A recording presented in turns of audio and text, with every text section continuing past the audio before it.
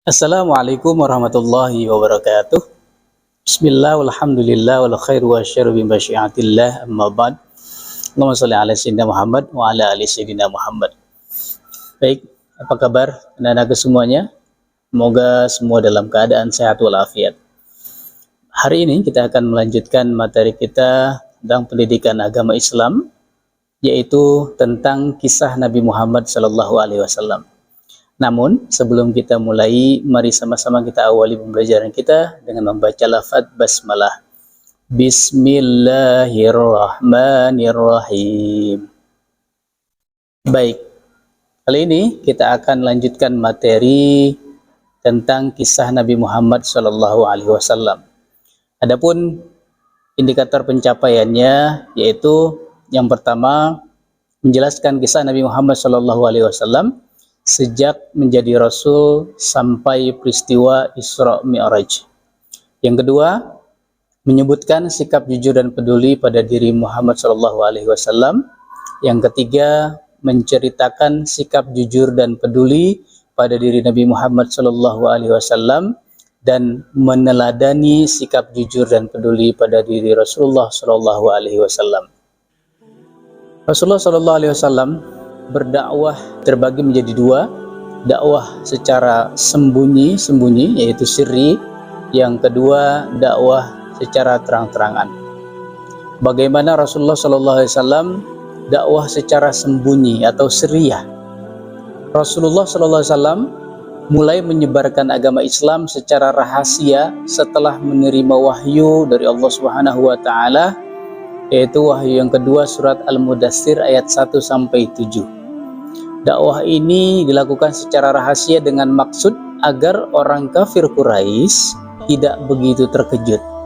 Jadi dakwah Rasulullah tersebut mendapatkan sambutan yang baik dari keluarga dan kerabat terdekat.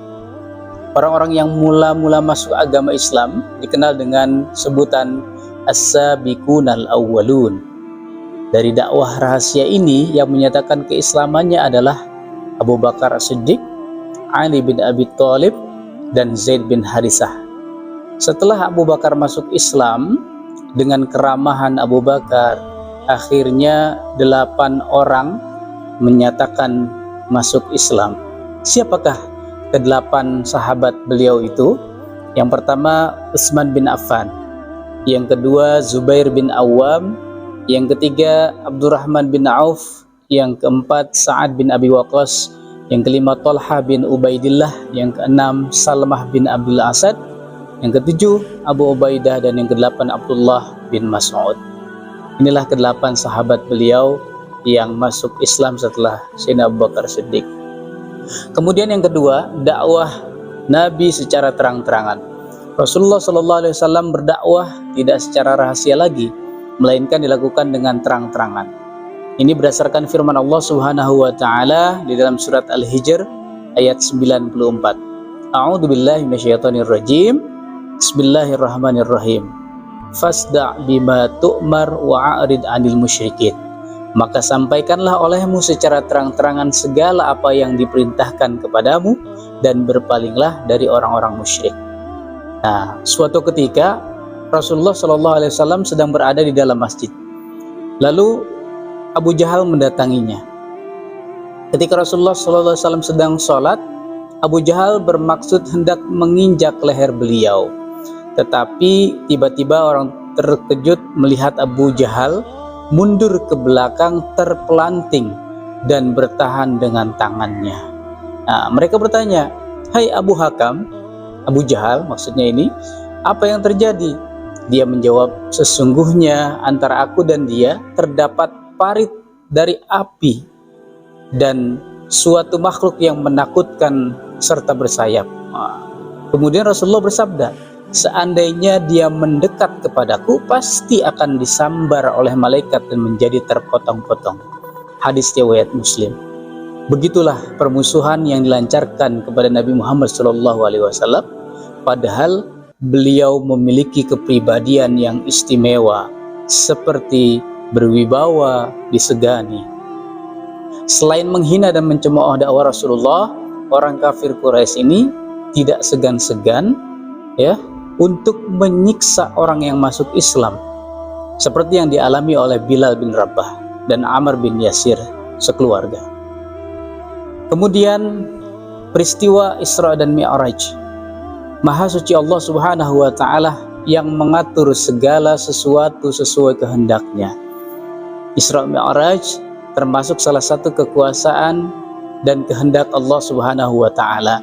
Sebagaimana firman Allah, A'udzubillahi minasyaitonirrajim. Subhanalladzi asra bi'abdihi lailam minal masjidil harami ilal masjidil aqsa alladzi barakna haulahu linuriyahu min ayatina innahu huwas samiul basir.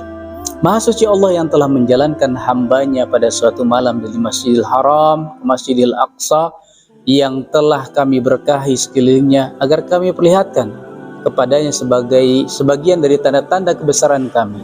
Sesungguhnya Dia adalah Maha mendengar lagi Maha mengetahui. Setelah kurang lebih 10 tahun Rasulullah melaksanakan dakwah, ternyata hasilnya kurang memuaskan. Bahkan kebencian dan permusuhan dari kaum kafir Quraisy ini semakin kuat. Pada saat seperti ini Allah Subhanahu wa Ta'ala menguji kesabaran, ketabahan Rasulullah SAW dengan musibah yang cukup menyedihkan. Dua pembela beliau yang sangat dicintainya meninggal dunia, yaitu Sayyidah Khadijah, istri baginda Rasulullah, dan juga pamannya Abu Thalib. Untuk itulah Allah yang Maha Suci dan Maha Penyayang berkenan untuk memberikan keistimewaan kepada Nabi Muhammad SAW dan sekaligus ingin memperlihatkan tanda-tanda kebesarannya serta menghibur beliau dengan peristiwa yaitu Isra Mi'raj.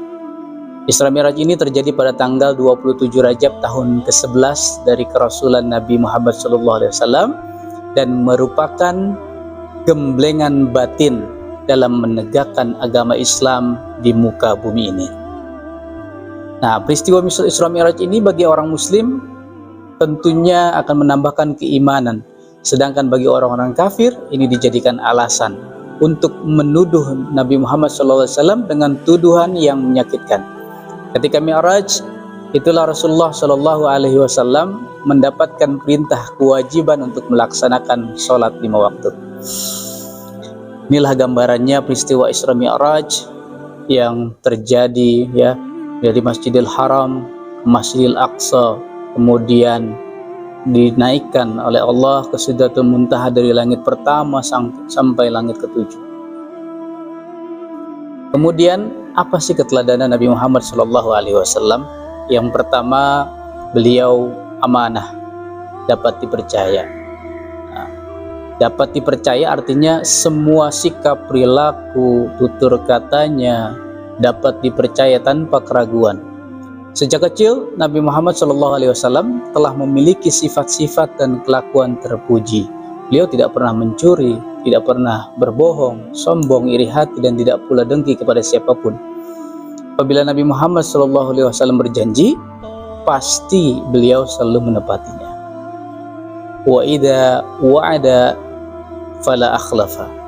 Apabila berkata-kata, beliau selalu jujur dan benar. Dan apabila dipercaya, beliau selalu menjaga amanah dan kepercayaan dengan sebaik-baiknya.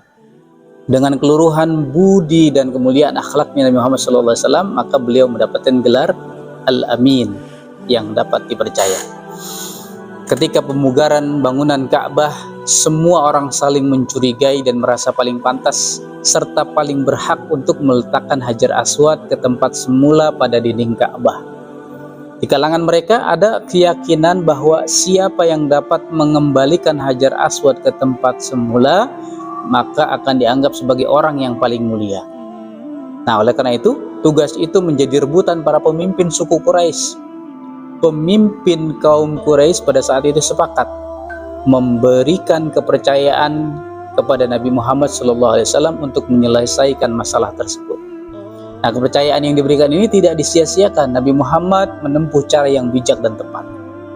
Beliau menghamparkan sorbannya, kemudian dia mempersilahkan pemimpin-pemimpin suku Quraisy untuk memegang ujung-ujung daripada sorban untuk bersama-sama mengembalikan Hajar Aswad di tempat semula.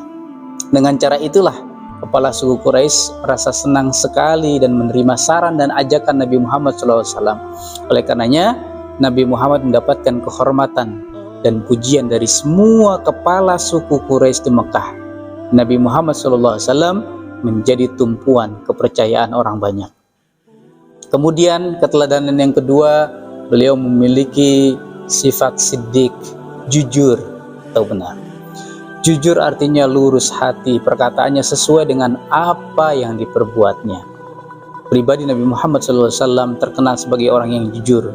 Sejak kecil Nabi Muhammad SAW selalu jujur, tidak suka berbohong. Perkataan beliau selalu benar, tidak pernah membual, tidak pernah mengada-ngada, tidak pernah mengkonsumsi makanan dan minuman yang haram, dan tidak pernah berjudi, dan tidak pernah juga menyembah berhala. Nah, ketika beliau menjualkan barang-barang dagangan kepunyaan Sayyidah Khadijah, ya, dulu saudagar kaya pada masa itu, barang dagangannya laris cepat dan habis. Pembeli semua merasa puas karena harga dan kualitasnya terjamin. Mereka tidak meragukan hal itu, dan Nabi Muhammad pun memperoleh keuntungan yang berlimpah dan berkah tanpa bersusah payah dengan cara menipu, memanipulasi, memalsukan harga dari barang dagangannya tersebut. Nabi Muhammad SAW sangat menjaga kepercayaan yang diberikan Khadijah. Beliau tidak pernah mengambil keuntungan sepeser pun untuk kepentingan pribadi. Seluruh keuntungan dagangannya diserahkan kepada Khadijah. Karena kejujuran Nabi Muhammad SAW itulah Khadijah akhirnya tertarik dan menikah dengan beliau. Masya Allah. Di selanjutnya yang ketiga, Rasulullah memiliki keteladanan sifat pemurah, artinya suka memberi, dermawan dan tidak kikir. Banyak hal yang dapat kita teladani dari sifat pemurah dan kedermawanan Rasulullah SAW. Meskipun kehidupan beliau sendiri sangat sederhana dan jauh dari kecukupan, namun beliau memberikan beberapa contoh dari sifat pemurah dan dermawannya kepada kita semua. Yang pertama, beliau tidak pernah mengambil jatah 1/5 dari harta rampasan perang, walaupun telah diizinkan oleh Allah, ya, Subhanahu wa ta'ala, kecuali hanya sedikit. Yang kedua, beliau suka mengangkat anak yatim sebagai anggota keluarganya, cinta dan sayang kepada anak yatim. Yang ketiga, beliau pernah menerima pemberian hadiah pakaian yang bagus dan pantas dipakainya sebagai seorang pemimpin, tetapi karena ada seorang sahabat yang menginginkannya, ya, maka diberikanlah pakaian tersebut kepada sahabat tadi, ya. Kemudian yang keempat, beliau memiliki sifat pengasih. Pengasih artinya senantiasa mengayomi umat manusia dan membawa kesejukan buat alam dan penghuninya. Rasulullah sangat mengasihi sesama manusia dan kedamaian untuk seluruh alam dan pendidikan segala isinya.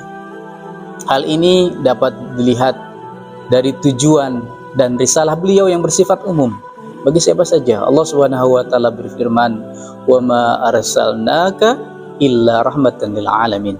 Dan tidaklah kami mengutus engkau melainkan untuk menjadi rahmat bagi alam semesta. Surat Al-Anbiya ayat 107. Apa contoh sifat pengasih Rasulullah yang kita dapat teladani? Yang pertama, selain mempersatukan sesama muslim antara kaum muhajirin dan ansar, beliau juga mendamaikan atau merukunkan umat Islam dan umat lainnya, sehingga semua rakyat merasa dilindungi dan hidup dalam kedamaian. Yang kedua, beliau sangat mengasihi binatang, sehingga beliau melarang mengencingi lubang semut dan mengganggu anak burung di sarangnya.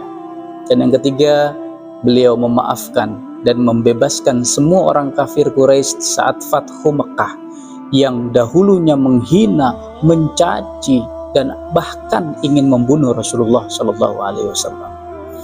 Yang kelima, sifat penyayang. Rasulullah sangat menyayangi umat Islam melebihi umat lainnya. Kalau sifat pengasihnya Rasulullah berlaku umum kepada semua manusia, bahkan semesta alam dan segala isinya, tetapi sifat penyayang beliau sifatnya berlaku khusus yakni beliau menyayangi umatnya sendiri lebih daripada umat lainnya. Ya, di antara sifat penyayangnya, ya, Allah Subhanahu wa taala memberikan hak istimewa kepada beliau berupa syafaatul uzma, pertolongan besar yang nanti khusus diberikan kepada umat Islam di hari kiamat nanti. Mudah-mudahan kita kelak nanti mendapatkan syafaatnya. Amin ya rabbal alamin. Ya, sebagai pengingat, Isra artinya adalah perjalanan Nabi Muhammad SAW pada malam hari dari Masjidil Haram, yaitu Makkah, ke Masjidil Aqsa, Palestina, dan Mi'raj sendiri artinya adalah perjalanan Nabi Muhammad SAW ke Sidratul Muntaha, ke langit ketujuh.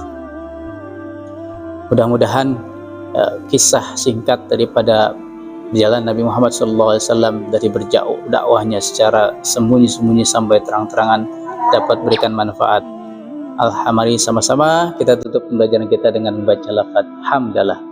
Alhamdulillahirabbil alamin. Terima kasih. Wassalamualaikum warahmatullahi wabarakatuh.